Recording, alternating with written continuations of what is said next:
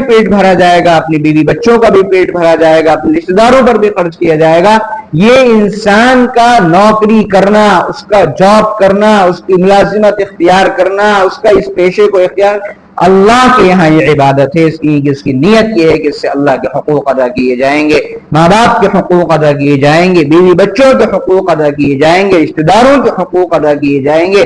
تو یہ صرف نماز پڑھنا عبادت نہیں ہوگا، بلکہ انسان کا نوکری کرنا بھی عبادت ہوگا۔ انسان کھانا کھاتا ہے، اس کو بھوک لگتی ہے، وہ کھانا اپنی غذا کا انتظام کرتا ہے۔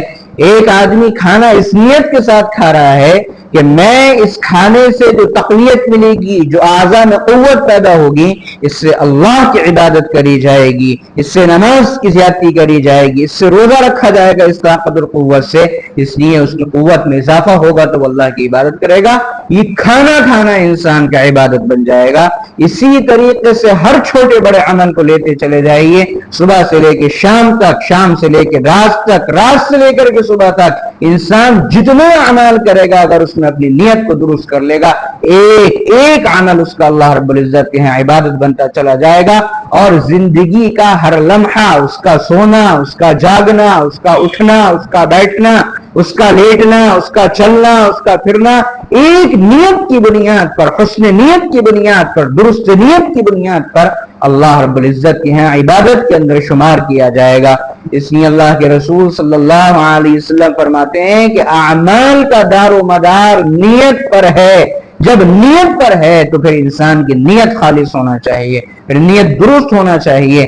بعض مرتبہ نیت کی فساد کی بنیاد پر، نیت کے غلط ہونے کی بنیاد پر اچھا عمل بھی خراب ہو جایا کرتا ہے، نیک عمل بھی برباد ہو جایا کرتا ہے۔ آدمی نماز پڑھ رہا ہے لیکن اس کی نیت فاسد ہے کہ مجھے لوگ دیکھیں کہ میں نماز پڑھ رہا ہوں، لوگ میری تعریف کریں گے کہ بڑی عبادت کرنے والا ہے، قرآن پڑھنا کتنی بڑی عبادت۔ لیکن اگر اس نیت کے ساتھ پڑھا جائے کہ لوگ مجھے دیکھیں گے کہ بہت بڑا قاری ہے، عمدہ تلاوت کرتا ہے، تو انسان کا یہ قرآن پڑھنا غلط۔ اور اگر نیت صحیح ہو جائے تو انسان کا کھانا کھانا بھی عبادت۔ اگر نیت انسان کی درست ہو جائے تو پھر اس کا ایک ایک عمل جو وہ کرے گا وہ اللہ رب العزت کے ہاں عبادت شمار کیا جائے گا۔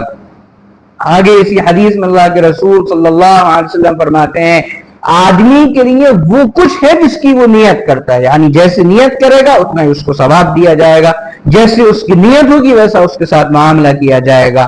اللہ کے رسول صلی اللہ علیہ وسلم کے زمانے میں ایک وقت تھا ہجرت جسے کہتے، ایک عمل تھا ہجرت، اور یہ بہت بڑا عمل سمجھا جاتا تھا۔